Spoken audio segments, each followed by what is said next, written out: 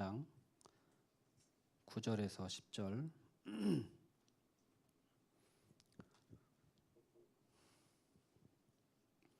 다 같이 한 목소리로 읽겠습니다. 시작.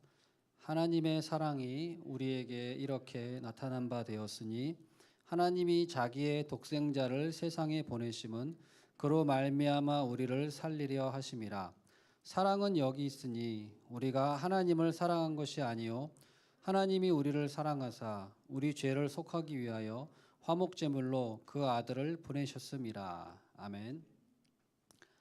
여러분, 그 전인권 씨 가수 있죠? 그 사람이 부른 유명한 노래가 있잖아요. 그대여 아무 걱정하지 말아요. 그 노래 알아요? 같이 불러볼까요? 그 가사를 보면은 그대여 아무 걱정하지 말아요. 우리 다 함께 노래합시다. 그 다음에 후렴에는 지나간 것은 지나간 대로 뭐 그런 의미가 있죠. 이렇게 돼 있죠. 이것은 세상의 노래인데 여러분들은 이제 워낙 홀리하니까 이제 찬양만 부르잖아요. 가요는 전혀 안 부르고, 그죠? 저는 그렇지 못해서 세상적인 노래도 종종 듣습니다. 옛날엔 안 들었어요. 청년 때는 아예 안 들었고 그랬는데 이제 최근 몇 년 동안에는 세상의 노래들을 들어요. 그 이유는 뭐 세상의 노래가 좋아서라기보다도 인간이란 무엇인가를 알고 싶기 때문이에요. 그래서 세상의 노래의 가사를 보면은 그 인간의 어떤 그 애환이나 어떤 것들을 담아서 가사를 만들잖아요. 그래서 저는 이제 교회에서만 계속 머물러 있으니까 저는 밖에 직장을 안 다니잖아요. 그러니까 세상 사람을 만날 기회가 없어요. 뭐 여러분들이 학교 가면 또 학교 안 믿는 친구들, 학교에 가면 친구들 있을 거고 또 직장 다니면 안 믿는 사람들이 거의 대부분일 거 아니에요. 저는 만난 사람들이 전부 다 예수 믿는 사람들이에요. 목사님, 장로님, 권사님.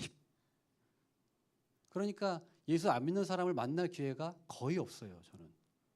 뭐 여러분도 그런 경우도 많이 있겠지만은 그래서 말씀 보고 이제 예수 믿는 사람들 많이 만나지만 한편으로 아쉬운 게 그거예요. 안 믿는 사람들은 무슨 생각을 하면서 살까? 어떤 걱정을 하고 있을까? 예수 안 믿는 사람들은 어떤 생각을 하고 있을까? 내가 너무 교회에서 우물하는 개구리로만 내가 사람들을 만나고 해서 하나님 말씀은 열심히 내가 배우고 했지만 신학도 하고 신학책도 많이 읽고 나름대로 막 교만하다 할 정도로 신학 지식을 많이 습득을 했지만 정작 인간에 대해서는 나는 모르고 있지 않나라는 생각을 저는 많이 했어요. 그래서 이 인간이랑 하나님이랑 접목이 돼야 되는데 내가 나를 돌이켜볼 때 그게 부족했구나 라는 생각을 몇 년 전부터 했어요. 그래서 그렇다고 내가 지금 뭐 예수 안 믿는 사람을 뭐 만날 기회가 없으니까 어떻게 하겠어요? 저는 이 다양한 매체를 통해서 그런 것들을 접하는 거예요. 그 중에 하나가 이제 어떤 세상의 노래들을 통해서 저는 경험해요. 간접 경험. 또 한 가지는 저는 책을 통해서 간접 경험을 해요. 근데 이제 세상 노래의 가사를 통해서 어떤 것들을 또 경험하기도 하죠. 그래서 이 그대여 아무 걱정하지 말아요가 굉장히 인기가 많잖아요. 저도 매체에서 많이 들어봤고 또 운전하다가 라디오 틀어놓으면은 거기서 나오기도 하고. 그래서 저는 이제 저희 집에서 우리 집까지 저희 집에서 우리 집까지란다.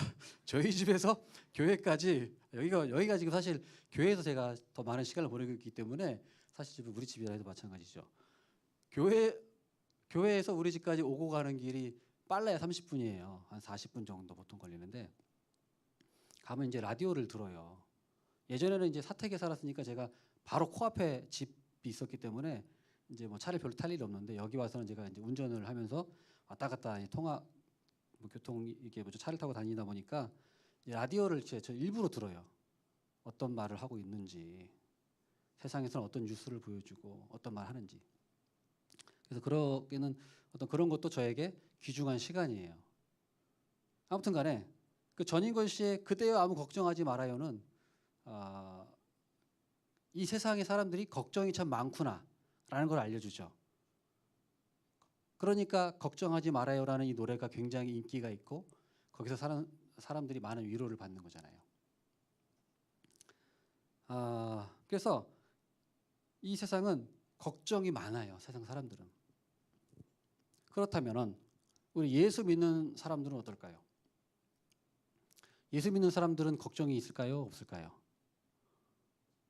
이제 예수님 믿으니까 우리 모든 걱정이 다 날아갔나요? 아무 걱정 없이 살고 있어요? 여러분 표정을 보니까 걱정 근심이 굉장히 짓눌린 사람들 같아요. 표정이 지금 보니까 굉장히 지금 여기 앉아서도 표정이 이러고 있어요. 굉장히 지금 걱정 근심에 짓눌려 있는 표정인데 사실은 예수 믿어도 걱정거리가 계속 생긴다는 거예요.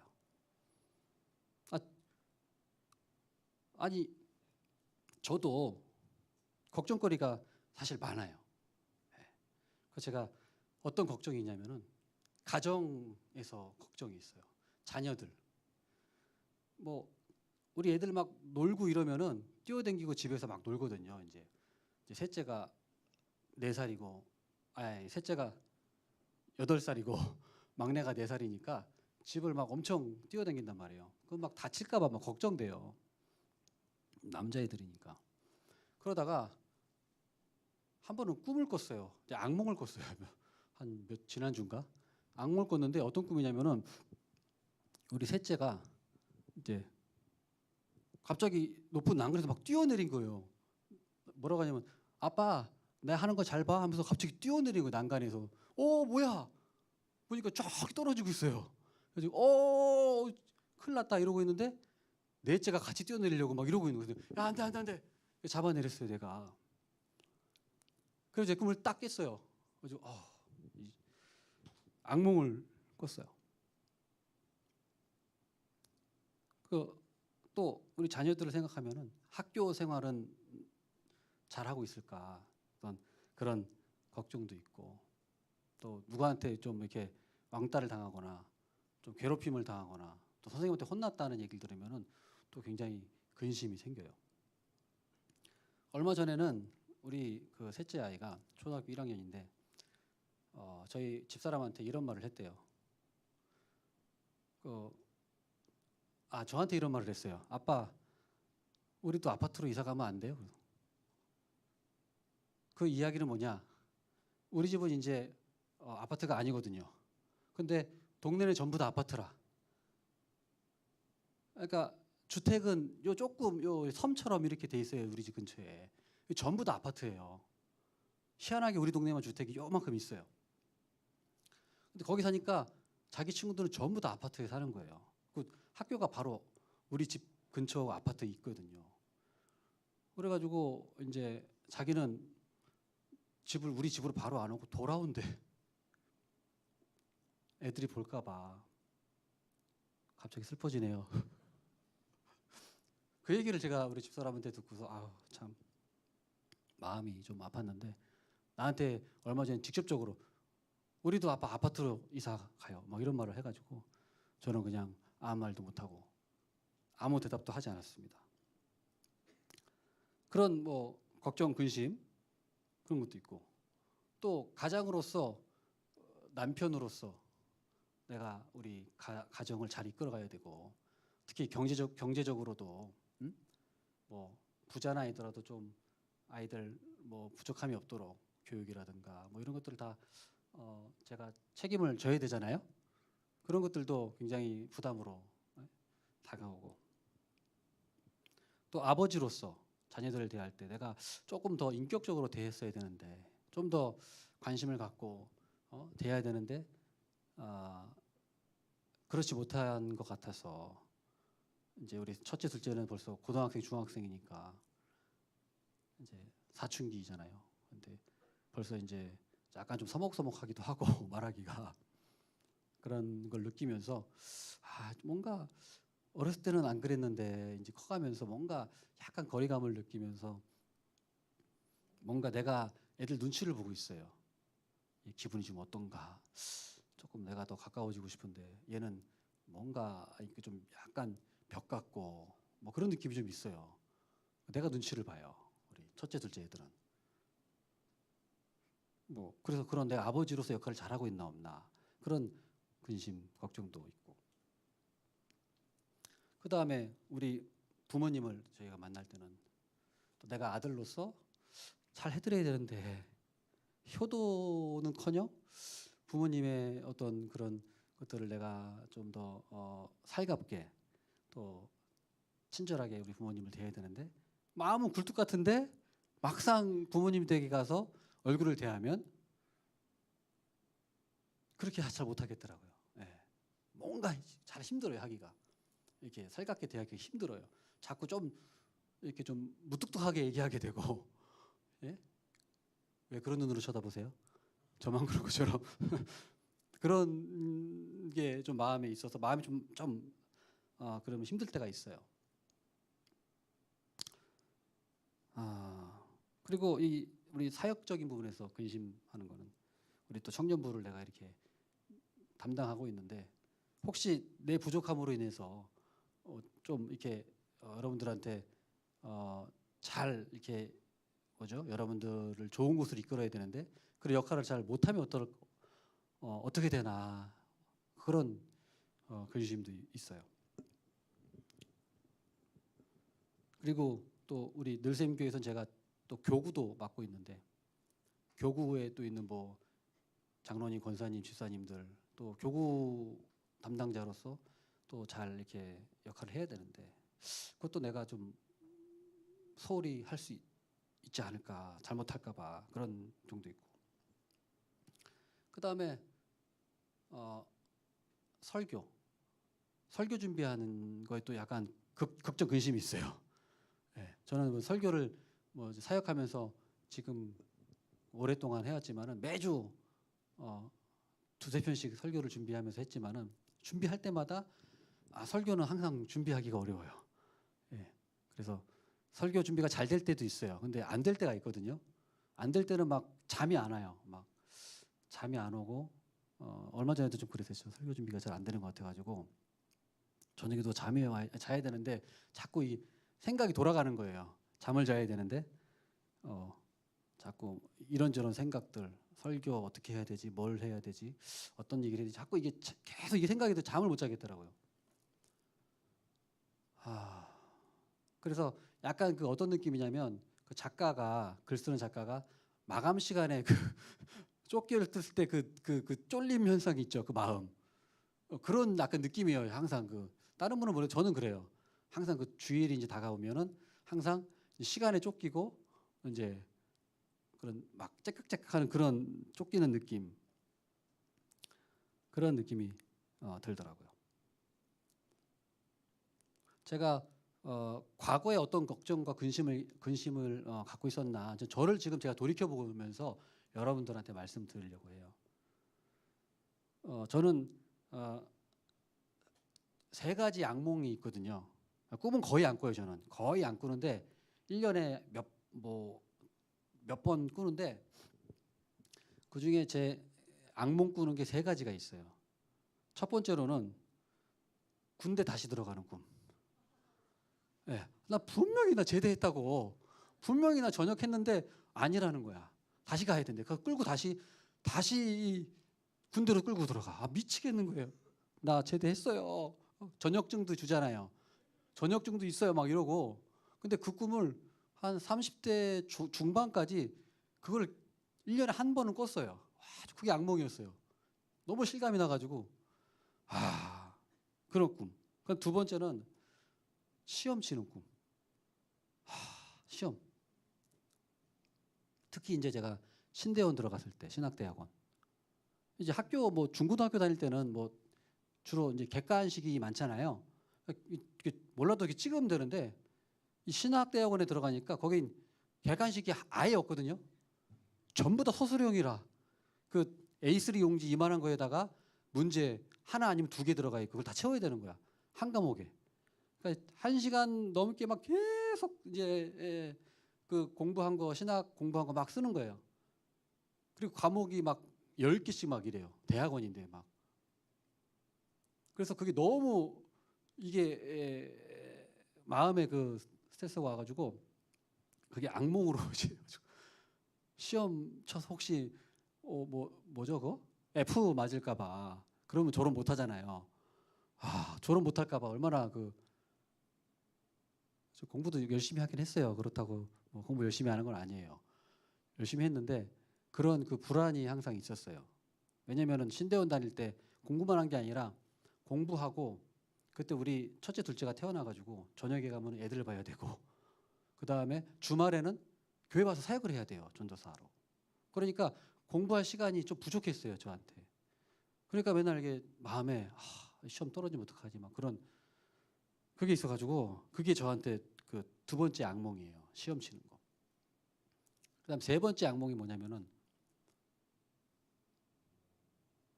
설교하러 올라오는데 설교 준비가 안 돼 있는 상황인 거예요. 갑자기 내가 설교하러 올라와 있어요. 근데 아무 설교 준비가 안 돼 있거든요 지금. 근데 난 어느새 여기 올라와 있는 거예요. 그게 3번째 제 악몽이에요. 그거를 몇 번 껐어요. 1년에 악몽으로. 근데 다행히도 지금은 그 꿈을 전혀 안 꿔요. 언제부턴가. 예. 이 악몽을 꾸진 않지만 이 3가지가 저에게 악몽이었어요. 그러면 제가 여러분들한테 여러분들이 별로 듣고 싶지도 않은 저의 걱정거리를 왜 얘기를 하느냐. 제가 저의 걱정거리를 여러분들한테 광고하려고 하는 게 아니고요. 우리는 다 걱정을 안고 사는 존재라는 거예요. 예수 믿는 사람도. 저 역시도. 제가 목사라 그래가지고 우리 걱정 없습니다. 예? 아무 걱정하지 마세요. 그러면 저는 여러분들에게 거짓말쟁이가 되는 거예요. 저도 걱정이 있어요. 거짓말은 하면 안 되잖아요. 그죠? 과장도 하면 안 되잖아요. 설교할 때. 있는 그대로 얘기해야 되는 거 아닌가요? 저는 그런 걱정이 있어요. 저의 존재가 그래요. 근데 제가 여러분들한테 이 얘기를 들려드린 이유는 제가 이걸 여러분들한테 공유함으로써 여러분들에게 위로를 주고 싶은 거예요. 여러분들만 걱정하고 사는 게 아니라는 거죠. 여러분들만 근심하며 사는 것이 아니라는 거예요. 목사님도 근심과 걱정이 있네.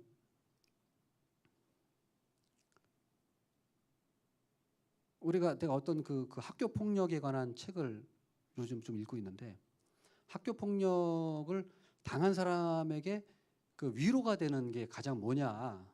학교 폭력 피해자에게 가장 위로를 줄 수 있는 게 뭐냐고 했더니 같이 학교 폭력을 당한 사람이 주는 조언이래요. 주는 말이래요. 그걸 책을 읽으면서 그 생각을 했어요. 여러분들이 걱정하면서 근심하면서 살고 있는데 저도 여러분들과 비슷하게 그런 걱정과 근심을 안고 살아가고 있습니다. 걱정과 근심이 그렇다고 여러분에게 걱정 근심을 무조건 그게 좋다는 것이 아니고요. 걱정과 근심이 없는 게 제일 좋죠. 하지만 우리가 걱정 근심이 완전히 우리가 없이 살 수는 없는 존재라는 걸 인정하는 거예요.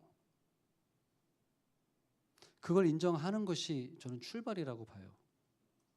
이런 걱정이 있어요, 하나님. 이런 근심이 있어요. 저 그런 거 없어요. 그럼 하나님을 속이는 걸 거예요. 봐요, 하나님 멋있죠? 저 근심 걱정 없어요. 저 믿음이 이렇게 좋아요. 이거 하나님을 기만하는 거잖아요. 하나님이 그걸 원하실까요? 아니에요. 너 걱정 근심이 있구나. 그래. 누구한테 그걸 얘기할 수 있겠니? 하나님한테 와서 그것을 얘기하고 거기서 하나님의 위로와 하나님의 관계를 거기서 회복하는 것이죠.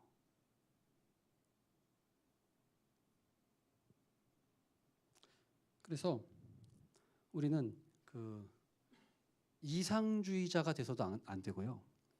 현실주의자가 돼서도 안 돼요. 이상주의자는 뭐냐면 현실을 완전히 무시해버리고 이상에만 사로잡혀 살아가는 사람이에요. 이거를 다른 말로 하면 맹신주의자라고 할 수 있어요. 또는 조금 더 심하게 말하면 망상에 빠질 수도 있어요. 그러니까 우리가 신앙생활을 할 때 이상주의자가 되면은 안 돼요. 맹신에 빠지면 안 돼요. 약간 그 돈키호테 여러분 책 읽어봤죠? 돈키호테가 어때요? 가만히 있는 풍차를 향해서 막 말을 타고 창을 들고 돌진하잖아요. 왜 그래요? 풍차가 그 사람 눈에는 그 적군으로 보여서 그런 거잖아요. 처음 들어요? 돈키호테 책 좀 재밌게 읽었는데 또 돈키호테가 어떻게 해요? 그 한 여관에 가잖아요. 여관에 들어갔는데 여관 안에 가서 여주인한테 왕비라 그러고 그리고 여주인한테 자기한테 기사자기를 내려달라고 하잖아요. 여관 주인이 황당해가지고 돈키호테한테 그냥 미친 사람인가 싶어가지고 거기에 맞게 진짜로 이렇게 대응해주잖아요. 기사자기를 내려주잖아요. 그 돈키호테가 감사합니다 왕비님 하면서 그 자기의 망상에 계속 사로잡혀서 헤어나오지 못하잖아요. 돈키호테가. 그래서 그게 왜 그래요? 자기가 어떤 그 기사 아주 완벽한 기사라는 망상에 빠진 거예요. 그래가지고 모든 걸 그렇게 보는 거예요. 그래서 그런 거를 이제 맹신이라고 하는 거거든요. 우리 요즘에는 다 그런 게 없지만 예전에 그 좀 도시지만은 좀 이렇게 못 사는 동네에 가면은 이 빨간 십자가가 벽에 많이 그려져 있었어요. 페인트로 쫙 이렇게 골목에 가면은. 그런데 살아봤어요? 안 살아봤어요? 저 아파트에만 살아봤어요? 옛날에는 그런 게 많았어요. 골목골목길 차 못 들어오는 골목골목길 있잖아요. 그분 담에 쫙 새빨간 십자가가 막 그려져 있어요. 왜 그래요? 새빨간 십자가를 그려가지고 마귀를 쫓아낸다고. 그러면 이제 마귀가 물러가니까 이 지역에 마귀가 물러간다라고 하는 그런 어떤 자기만의 어떤 그런 망상을 갖고 있는 거죠. 그 이상주의자가 돼서는 안 돼요. 반대로 현실주의자. 다른 말로 하면은 이상은 완전히 제껴버리고 현실에만 매몰되어 있는 사람. 현실에 함몰돼서 완전히 현실에서 헤어나오지 못해요. 이상을 바라보지 못해요.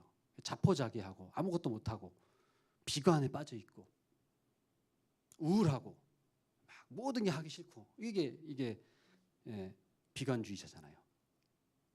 이 두 극단 이게 두 극단이거든요. 이 극단은 우리가 피해야 돼요. 그럼 뭐냐? 이상과 현실에 우리는 어느 중간에 있어요. 지금 중간에 있습니다. 근데 그 중간에서의 그 간극을 우리가 신앙으로 잘 우리가 조화를 이루고 융화를 시켜야 되는 거죠. 마치 그 외줄을 타고 올 때 평형을 잘 잡아서 그죠? 외줄이지만 장대 긴 거 해가지고 평형을 잡아가지고 건너가는 사람처럼 뭐 이렇게 치우치지 않고 이상과 현실 사이에서 우리가 잘 평형을 잡아가야 되는 거예요. 그래서 우리가 예수를 그럼 왜 믿냐? 목사님 그렇게 걱정거리 있으면서 뭐 예수 왜 믿냐? 우리가 예수님 믿는 건요. 걱정거리를 없애달라고 그 목적으로 예수님 믿는 것이 아닙니다. 문제, 이 지금 내 앞에 있는 문제, 이거 당장 해결해달라고 내 앞에 산적해 있는 문제, 걱정 다 없애달라고 우리가 예수님 믿는 게 아니에요. 문제와 걱정거리는 계속 있어요. 하지만 그거는 별개로 우리가 또는 그것을 뛰어넘어서 그럼에도 불구하고 우리가 하나님을 찬양할 수 있느냐, 하나님을 우리가 신뢰할 수 있느냐, 예배 자리에 나올 수 있느냐, 그럼에도 불구하고 감사하고 찬양을 부를 수 있느냐, 그런 문제거리가 있음에도 불구하고 내 바로 옆에 그런 문제들이 이렇게 가득 있는데도 불구하고 하나님과 사랑의 관계, 하나님과 인격적인 관계를 누릴 수 있느냐. 그리고 사실은 그 문제를 통해서 하나님은 우리를 훈련시키시고 하나님과의 관계를 맺고 계신 거예요. 그 문제 때문에 하나님 앞에 나오도록, 그 근심 때문에 하나님 앞에 나오도록. 그래서 이게 신앙은 드라마인 거죠. 드라마. 어떤 계속 그 파도를 넘는 거예요. 파도 타기처럼. 바다가 잔잔하나요? 바다가 이렇게 잔잔해요? 아니잖아요. 바다는 항상 파도가 있잖아요. 어떨 때는 막 진짜 높은 파도도 있고 잔잔할 때도 있지만 어쨌든 파도는 항상 있어요. 그러나 그것을 우리가 파도 타기 할 때처럼 그 파도를 타고 넘어가는 거죠. 우리가. 그러니까 문제가 없어지지 않고 문제는 계속 있는데 그걸 우리가 탁 타고 하나님의 믿음으로, 우리의 신앙으로, 하나님의 사랑으로 탁 타고 넘는 그것을 또 넘어갈 때 우리가 희열을 느끼고 거기서 우리가 뭔가 보람을 느끼고 하나님과 관계에서 뭔가 또 한층 더 진일보하게 가까워질 수 있는 것이고, 그래서 계속해서 우리에게 지금 문제가 있는 거예요. 그렇지만 그렇다고 하나님이 우리에게 우리의 걱정거리, 근심거리를 우리한테 계속 놔두시지는 않아요. 우리가 망했다 싶을 때, 진짜 망했다 싶을 때 길을 열어주신단 말이죠. 마치 그 모세가 홍해바다 앞에 막히고 뒤에는 애굽 군사들이 와서 진퇴양난에 빠졌을 때 진짜 이건 망할 수밖에 없다라고 사람들이 탄식할 때 하나님이 길을 쫙 열어주시잖아요.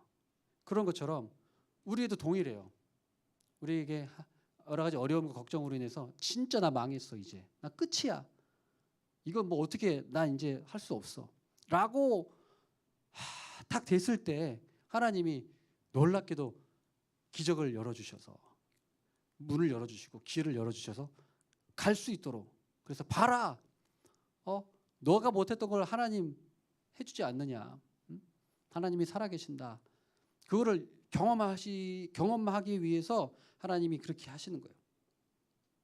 그래서 우리는 자만하지 않고 우쭐하지 않고 교만하지 않고, 우리 하나님이 정말 최고의 진짜 드라마 작가시구나, 최고의 극작가시구나, 최고의 조련사구나 라는 것을 우리가 고백할 수 있도록 하나님 우리에게 길을 인도해 주신다는 것입니다. 우리 요한일서 오늘 말씀 4장 9절에서 10절을 보면은 하나님의 사랑이 우리에게 이렇게 나타난 바 되었다. 그리고 하나님이 자기의 독생자를 세상에 보내심은 그로 말미암아 우리를 살리려 하심이라. 사랑은 여기 있으니 우리가 하나님을 사랑한 것이 아니요 하나님이 우리를 사랑하사 우리 죄를 속하기 위하여 화목제물로 그 아들을 보내셨음이라. 아멘.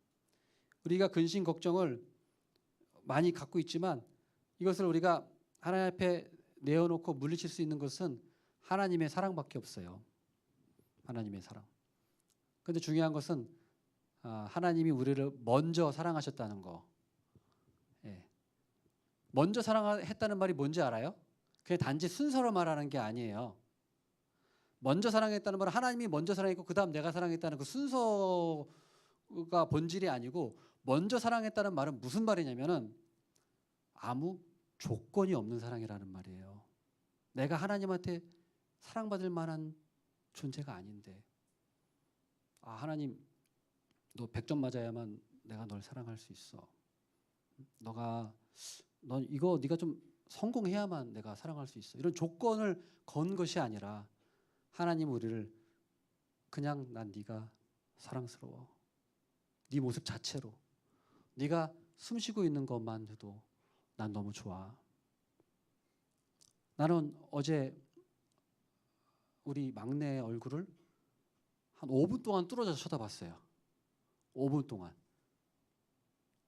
아무것도 안 보고 그 아이의 얼굴만 봤어요.